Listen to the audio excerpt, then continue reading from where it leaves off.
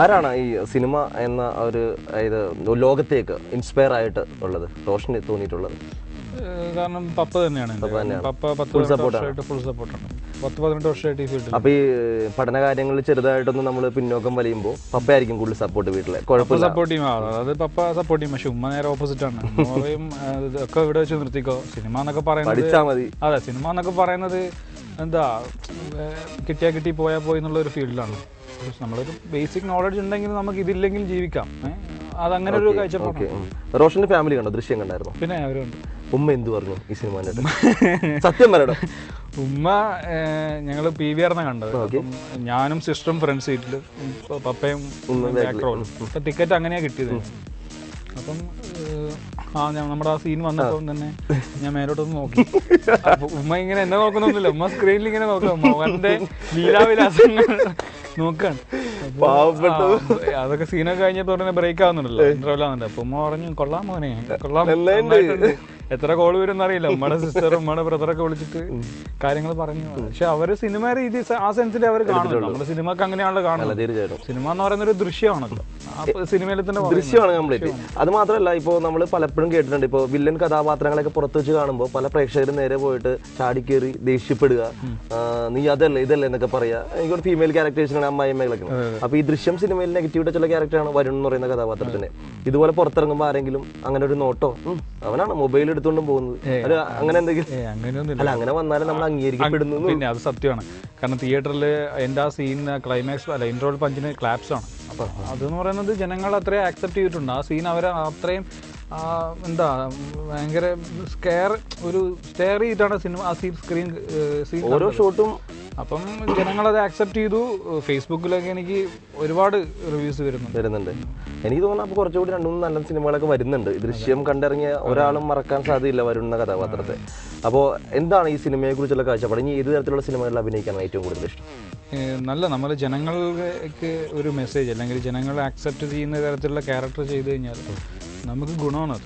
കാരണം നമുക്ക് സിനിമയൊന്നും ഇല്ലെങ്കിൽ കൂടെ ഒരു ക്യാരക്ടർ അവരുടെ മനസ്സിൽ നിന്നാൽ മതി. നമുക്ക് ഇനിയിപ്പം ഫ്യൂച്ചറിൽ സിനിമയൊന്നും ഇല്ലെങ്കിലും അങ്ങനെ ഒരു ക്യാരക്ടർ അതിൽ ചെയ്തു, അത് സക്സസ് ആയി എന്ന് പറയുമ്പോൾ നമുക്ക് സന്തോഷമാണ്.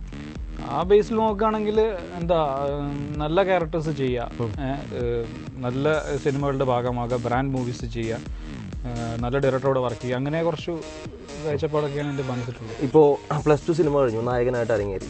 അതിനുശേഷം തമിഴ്, തെലുങ്ക്, കന്നഡ ഒരുപാട് ഭാഷകളിലെ ചിത്രങ്ങളിലൊക്കെ വരുന്നുണ്ട്.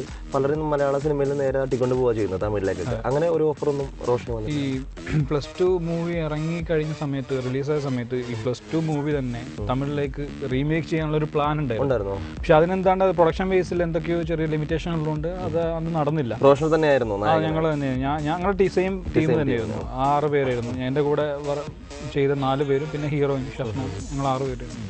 പക്ഷെ അത് പ്രൊഡ്യൂസറിൻ്റെ ഒരു ലിമിറ്റേഷൻ ഉള്ളതുകൊണ്ട് നടന്നില്ല. ഇപ്പം അത് ഡയറക്ടർ ഒരു തമിഴ് മൂവി പ്ലാൻ ചെയ്യുന്നുണ്ട്. അതിലുള്ള 1-2 ടീം വെച്ചിട്ട് തന്നെയാണ്. അതൊരു റൊമാൻറ്റിക് ഹീറോ ആയിട്ടായിരിക്കും അതിൽ ഉടനെ ചെയ്യുന്നുണ്ടെങ്കിൽ. അങ്ങനെ നെക്സ്റ്റ് മൂവി അതായിരിക്കും. ഇപ്പോൾ റോഷന്റെ സിനിമ അഭിനയത്തിൽ അല്ലെങ്കിൽ അഭിനയ ജീവിതത്തിൽ ഈ കണ്ണുകളുടെ സ്വാധീനം എത്രത്തോളം ഉണ്ട്? പൂച്ചക്കണ്ണുള്ള നായകൻ എന്നൊക്കെ പറയുമ്പോൾ ഒരു ചന്തം ഉണ്ട് അതിന്. കാരണം കണ്ണുകളുടെ സ്വാധീനം എന്ന് പറഞ്ഞാൽ നമ്മളെ പെട്ടെന്ന് തിരിച്ചറിയാൻ പറ്റും. കാരണം ഈ +2 സിനിമയിൽ എനിക്ക് തോന്നുന്നു ഒരു വട്ടം നോക്കിയാൽ വീണ്ടും നോക്കി പോകില്ലേ? എനിക്ക് തോന്നില്ല. ഞാൻ എന്താ പറയാ, സുന്ദരികളായ ചെറുപ്പക്കാരെ കുറിച്ചിട്ടാണ് പറഞ്ഞതെങ്കിൽ അങ്ങനെയല്ല. നമ്മളെ ഒരു സിനിമ ചെയ്ത് കഴിഞ്ഞാൽ അത് ജനങ്ങളെ ആക്സെപ്റ്റ് ചെയ്തു കഴിഞ്ഞ് നമ്മളെ ഈ കണ്ണ് വളരെ ഗുണം ചെയ്തിട്ടുണ്ട്. നമ്മളെ തിരിച്ചറിയാൻ ഈ കണ്ണ് ഒരുപാട് ഗുണം ചെയ്തിട്ടുണ്ട് വിശ്വസിക്കുന്നു. പണ്ടുള്ള ഒരു വില്ലൻ കഥാപാത്രങ്ങൾക്ക് ഏകദേശം അതായത് മെയിൻ വില്ലനായിട്ട് വരുന്ന ആൾക്കാർക്ക് ഈ പൂച്ചക്കണ്ണ് കണ്ടിട്ടുണ്ട്, അല്ലെങ്കിൽ ലെൻസ് വെച്ചിട്ടാണെങ്കിൽ റെഡിയാക്കും. ഇതിന്റെ ആവശ്യം വന്നില്ല എന്ന് തോന്നുന്നു. ഇല്ല, ഇങ്ങനെ തന്നെയായിരുന്നു. അപ്പൊ ഈ കണ്ണുകൾ ഏറ്റവും ഇമ്പോർട്ടന്റ് ആയ ഘടകം തന്നെയാണ്, സമ്മതിക്കണം. പിന്നെ തീർച്ചയായിട്ടും എനിക്ക് തോന്നുന്നു +2 എന്ന സിനിമയിൽ ഇത്രക്കും ഒരു സൈസ് ഒന്നും ഉണ്ടായിരുന്നില്ല. ആൾ വളരെ ചെറിയ ഒരു പാവപ്പെട്ട മനുഷ്യനായിരുന്നു. ഇപ്പോഴാണ് കുറച്ചുകൂടി വില്ലത്തരങ്ങളൊക്കെ ആയി, മഞ്ഞ കാറിലൊക്കെ വന്ന് വില്ലത്തരങ്ങളൊക്കെ ആയിട്ട് നിൽക്കുന്ന ഒരു വ്യക്തിയാണ്.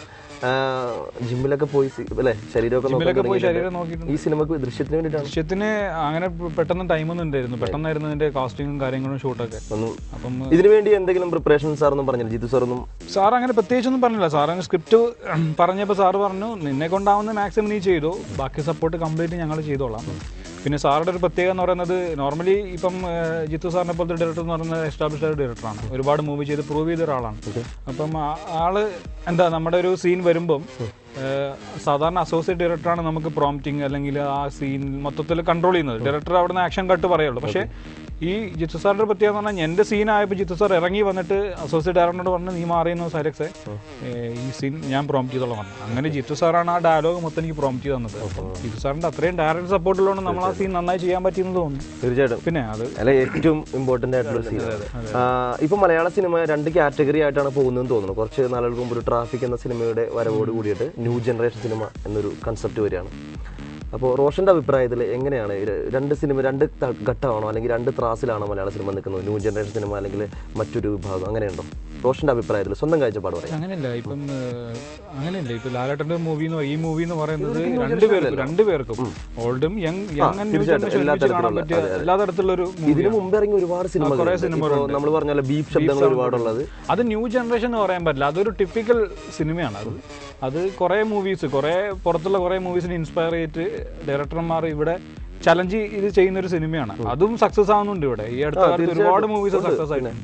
അത് ഓരോരുത്തരുടെ ട്രീറ്റ്മെന്റിൽ ഉണ്ടാകുന്ന മലയാളികള് പച്ചയായ ആവിഷ്കാരമാണ് കാണാൻ ആഗ്രഹിക്കുന്നത് എന്ന് തോന്നത്തക്ക രീതിയിലാണ് അതിന്റെ പ്രതികരണം കംപ്ലീറ്റ് വരുന്നത്. റോഷന് അങ്ങനെ ഒരു ക്യാരക്ടർ കിട്ടിക്കഴിഞ്ഞാൽ ന്യൂ ജനറേഷൻ സിനിമയിലെ നായകനായി കഴിഞ്ഞാൽ എങ്ങനെയായിരിക്കും? നമ്മൾ ചെയ്യും. നമ്മളിപ്പം ആ ക്യാരക്ടർ അങ്ങനെയല്ല എന്ത് ചെയ്യുന്ന പറയാൻ പറ്റില്ല. നമ്മൾ ആ ക്യാരക്ടർ നമുക്ക് കിട്ടുന്ന ക്യാരക്ടറും എത്രത്തോളം ജനങ്ങൾ ആക്സെപ്റ്റ് ചെയ്യും നമുക്ക് സിനിമ ചെയ്യുന്നതിന് മുമ്പേ ഒരു ചെറിയൊരു ഐഡിയ ഉണ്ടാവും. ആ ക്യാരക്ടർ എത്രത്തോളം ഭംഗിയോ അല്ലെങ്കിൽ ആ സിനിമ എത്രത്തോളം സക്സസ് ആവും നമുക്ക് ആ ഡയറക്ടറെ കുറിച്ചും ആ സിനിമയുടെ സ്ക്രിപ്റ്റ് കേൾക്കുമ്പോൾ നമുക്കൊരു ഐഡിയ ഉണ്ടാവും. അപ്പം അങ്ങനെ നോക്കുമ്പോൾ നല്ല സ്ക്രിപ്റ്റും നല്ല ഡയറക്ടറും നല്ല ബാനറും നമുക്ക് പറ്റിയ ക്യാരക്ടറൊക്കെ ആണെങ്കിൽ തീർച്ചയായിട്ടും നമ്മൾ ചെയ്യും. അതിനെ പോലത്തെ ഒരാൾ ചെയ്യാൻ ആഗ്രഹിക്കും. അപ്പോൾ നിങ്ങളാണെങ്കിലും ചെയ്യും. പിന്നെ തീർച്ചയായിട്ടും ചെയ്യണേ, ചെയ്തോളാം. ഓക്കെ. റോഷൻ എന്ന് പറയുന്ന ഒരു മകനെ അല്ലെങ്കിൽ ഇപ്പോൾ വരുൺ എന്ന് പറയുന്ന കഥാപാത്രത്തെ ഏറ്റവും കൂടുതൽ വിമർശിക്കുന്നതും ആരാണ്? വീട്ടിലാണെങ്കിലും അല്ലെങ്കിൽ ബാക്കി ബന്ധുക്കളാണെങ്കിലും ഫ്രണ്ട്സ് ആണെങ്കിലും അതിൻ്റെ ഇടയിൽ വെച്ചിട്ട് ഏറ്റവും കൂടുതൽ വിമർശിച്ച് ഓപ്പണായിട്ട് നമുക്ക് കുറച്ചുകൂടി വിമർശനങ്ങളല്ലേ പറയാൻ പഠിക്കുന്നത്. ഇപ്പൊ റോഷന്റെ ഒരു സിനിമ ഞാൻ കണ്ട് കഴിയുമ്പോൾ എനിക്ക് പറയണം എന്നുണ്ട് അങ്ങനെ ചെയ്യാറുണ്ട് കുറച്ചുകൂടി. പക്ഷെ നമുക്ക് ഒരു സ്ട്രേഞ്ചർ ഫീൽ വഴിയാണ് അവിടെ. പക്ഷെ കുറച്ചും കൂടി ഓപ്പൺ ആയിട്ട് പറഞ്ഞിട്ടുണ്ടെങ്കിൽ അങ്ങനെ വിമർശിക്കുന്നവൻ തന്നെയാണ് അടുത്ത് നിൽക്കുന്ന ഒരാൾ. അത് തീർച്ചയായിട്ടും നമ്മളോട് ഓപ്പൺ, നമ്മൾ എന്ത് മിസ്റ്റേക്ക് ചെയ്യുന്നുണ്ടോ അത് നമ്മളോട് ഓപ്പൺ ആയിട്ട് പറഞ്ഞാലാണ് നമുക്ക് നെക്സ്റ്റ് മൂവിൽ റിക്കവർ ചെയ്യാൻ പറ്റും. എൻ്റെ അടുത്ത് ആദ്യം ഈ സിനിമ കഴിഞ്ഞ് 2 ദിവസം കഴിഞ്ഞിട്ട് വിളിച്ച് ഒരു വിമർശനം ഒന്നും തോന്നിയില്ല. നമ്മുടെ ഞാൻ +2 തുടങ്ങിയിട്ടുള്ള കാര്യമാണ് ചോദിക്കുന്നത്, ഈ ദൃശ്യം മാത്രമല്ല. അല്ല, അപ്പൊ അങ്ങനെ നോക്കുമ്പം എനിക്ക് തോന്നുന്നു വിമർശനമായിട്ടും എനിക്ക് തോന്നിയില്ല. കാരണം നമ്മുടെ ഒരു ഏജ് എന്ന് പറയുന്നത് അങ്ങനെ ഒരു ഏജാണ്. ഞാൻ 18 ഇയേഴ്സ് ആയ സമയത്താണ് +2 വന്നത്. അപ്പോൾ ആ സിനിമ കഴിഞ്ഞിട്ട് എനിക്ക് കുറേ സിനിമകൾ കിട്ടണമെന്നില്ല. കാരണം എൻ്റെ ഒരു ഏജിന് പറ്റിയ ആപ്റ്റായിട്ടുള്ള ക്യാരക്ടർ എനിക്ക് ചെയ്യാൻ പറ്റില്ല. എനിക്കൊരു പോലീസ് ഓഫീസറോ അല്ലെങ്കിൽ ഒരു ആക്ഷൻ ഹീറോ അങ്ങനെയൊന്നും ചെയ്യാൻ പറ്റില്ല. അപ്പോൾ നമ്മുടെ ഏജിന് അനുയോജ്യമായിട്ടുള്ള ക്യാരക്ടർ വരുമ്പം നമ്മളത് ചെയ്യുന്നു. അപ്പം നമുക്ക് എന്താ സിനിമ ഇല്ലാത്തത്, അവനൊരൊറ്റ സിനിമ കൂടെ നിർത്തിയോ എന്നുള്ള ചോദ്യങ്ങൾ വന്നിട്ടുണ്ടാവും. പക്ഷേ അതൊന്നും ഞാൻ ഉൾക്കൊള്ളുന്നില്ല. കാരണം നമുക്ക് പറ്റിയ ക്യാരക്ടർ നമ്മുടെ ഏജുമായിട്ട് ബന്ധപ്പെട്ടുള്ള ക്യാരക്ടർ മാത്രം നമുക്കൊരു ലിമിറ്റേഷൻ ഉണ്ട് എപ്പോഴും. നമ്മളൊരു പോലീസ് ഓഫീസറെ കൈ കഴിഞ്ഞാൽ സിനിമ ഓടും ഇല്ല. നമുക്ക് എപ്പോഴും ഒരു ഇല്ല, നമുക്കൊരു ഏജ് ലിമിറ്റേഷൻ ഉണ്ടായിരുന്നു. പക്ഷെ ഇപ്പം എനിക്ക് തോന്നുന്നു കുറച്ചുകൂടെ മെച്ചൂർഡ് ആയെന്നൊക്കെ തോന്നുന്നു. സിനിമകൾ കിട്ടുന്നു, അങ്ങനെ നന്നായിട്ട് മെച്ചൂർഡ് ആയിട്ടുണ്ട്. അതിന്റെ ഉത്തമ ഉദാഹരണമാണ് ദൃശ്യം എന്ന് പറയുന്ന സിനിമ. അപ്പോൾ നമ്മുടെ 1TV വേണ്ടിയിട്ട് 1TVയുടെ എല്ലാ തരത്തിലുള്ള പ്രേക്ഷകർക്കും വേണ്ടിയിട്ട് ഒരു പാട്ട് പാടി എങ്ങനെ ഉണ്ടാവും? പാട്ട് പാടി കഴിഞ്ഞാൽ ഈ പ്രോഗ്രാമേ നിങ്ങൾ പൊളിയും. ഇല്ല, എന്തായാലും ദൃശ്യം എന്ന് പറയുന്ന സിനിമയിൽ ഞാനിപ്പോൾ അത്യാവശ്യം സിനിമകൾ നല്ല റിവ്യൂ ഒക്കെ കേട്ട് ജീവിച്ചു പോകുന്നുണ്ട്. ഈ പാട്ട് കൂടെ പാടി കഴിഞ്ഞാൽ അതോടെ എല്ലാം കൊളാകും. വേണ്ട, ഓക്കെ. ഇനിയിപ്പോൾ അടുത്തൊരു സൂപ്പർ ഹിറ്റ് മൂവി ഇറങ്ങിയിട്ട് അതുപോലെ ഇത് നല്ല അതിൽ ഇതുപോലെ ക്യാരക്ടർ എന്നല്ല ഞാൻ പറയുന്നത്, നല്ലൊരു കഥാപാത്രം ചെയ്ത് ഹിറ്റാക്കിയതിന് ശേഷം ഇവിടെ വന്നിരിക്കുമ്പോൾ ഒരു പാട്ട് പാടണം. അപ്പോൾ എന്തായാലും റോഷൻ നമ്മുടെ ഓൺ ദി സ്പോട്ട് ഇവിടെ കഴിയുകയാണ്. ഒരുപാട് സന്തോഷമുണ്ട് താങ്കളുടെ വിലയേറിയ നിമിഷം ഇവിടെ തന്നതിൽ. അപ്പോൾ ഇനിയും ദൃശ്യം പോലെ തന്നെ ഒരുപാട് ദൃശ്യങ്ങൾ പ്രേക്ഷകരുടെ മനസ്സിലേക്ക് എത്തിച്ചേരട്ടെ. ഒരു യുവനായകൻ, പൂച്ചക്കണ്ണുള്ള യുവനായകൻ മലയാള സിനിമയ്ക്ക് അഭിമാനമാകട്ടെ എന്ന് ആശംസിക്കുന്നു. നന്ദി, നമസ്കാരം. അപ്പോൾ ഓൺ ദി സ്പോട്ടിലെ ഇന്നത്തെ എപ്പിസോഡ് ഇവിടെ തീരുകയാണ്. റോഷൻ ബഷീറിൻ്റെ ചലച്ചിത്ര വിശേഷങ്ങൾ എല്ലാവർക്കും ഇഷ്ടമായി എന്ന് വിചാരിച്ചുകൊണ്ട് തന്നെ അടുത്ത ഓൺ ദി സ്പോട്ടിൽ മറ്റൊരു താരവുമായിട്ട് എത്താം. So this is Suraj signing off from on the spot.